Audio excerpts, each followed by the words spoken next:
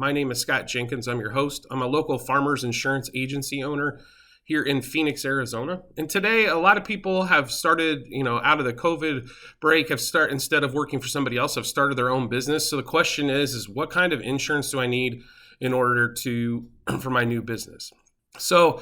And sometimes you'll be asked to provide those insurance to contracts or accounts that you end up picking up.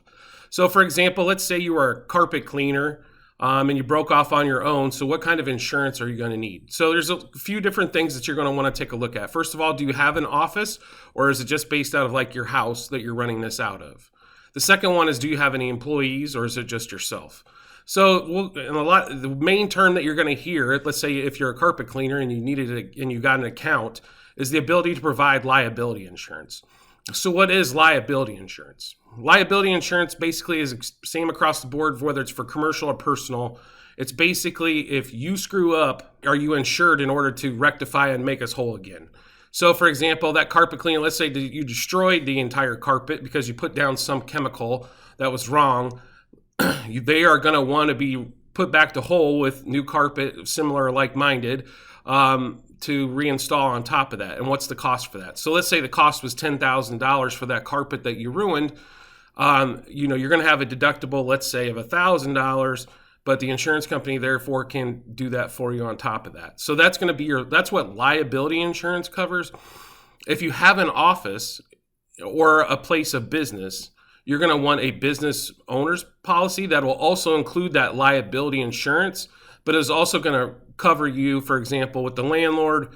If something goes wrong with the unit, it's also going to cover business property. So let's say, for example, you had $50,000 worth of equipment that you have stored there.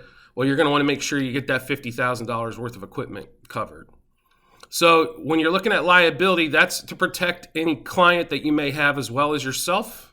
The second part is that business owners, if you need that for business property, and then also protect against a landlord, or if you happen to own the building with that. So if you happen to own the building, you are going to want commercial building insurance. That's kind of like home insurance in the fact that it's going to cover the structure itself, but not the tenants inside. That's just for structure and things of that nature in case a storm or something to that effect were to happen, fire, things of that nature. The next part is if you have employees. The state of Arizona is you're not required to carry workman's comp once you get past, or if you only have a couple of employees. I would highly recommend it though, especially if you have a service where you're going out or people are driving or any of that effect. Work comp is extremely important. If that person does get hurt, you are liable. A work comp policy is going to save you a ton of money by doing that. Otherwise, you are held liable if something were to happen if they were hurt or injured while on the job. So even though it might not be required, it's definitely something that you want to look into and make sure that you're covered. Nothing will close a business faster than an employee getting hurt. It's just seriously hurt, and then all of a sudden you have no money to cover those expenses. Where a work comp policy is pretty inexpensive, especially if you only have a couple employees, and it will cover you if they do get hurt while on the job. So basically the three different types of policies that you're looking at on the commercial side is going to be, number one, liability portion, whether it's inside of a business owner's policy or it's going to be a separate liability policy on its own.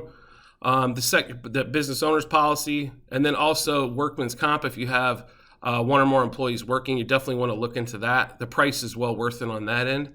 And then also a lot of, let's say, same type of situation. Let's say you're a carpet cleaner and people are going to require a certificate with them listed as additional insured for that particular location. So for example, let's say you're at a government agency that you lined a contract for. They're going to want to be listed as additional insured. That's what we as insurance agents do for your policy, is making sure you get those type of certificates so they are satisfied, happy, and covered when you're there working on their particular, whatever job it may be, whether it's carpet cleaning, plumbing, whatever it may be.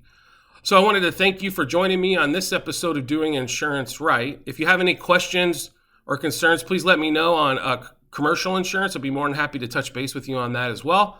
And if you as always, if you could rate, review, or subscribe to whatever fantastic platform you're listening to us on, whether it be Apple, Google, Spotify, iHeartRadio, or any of the others, I would greatly appreciate it. And I look forward to seeing you on the next episode.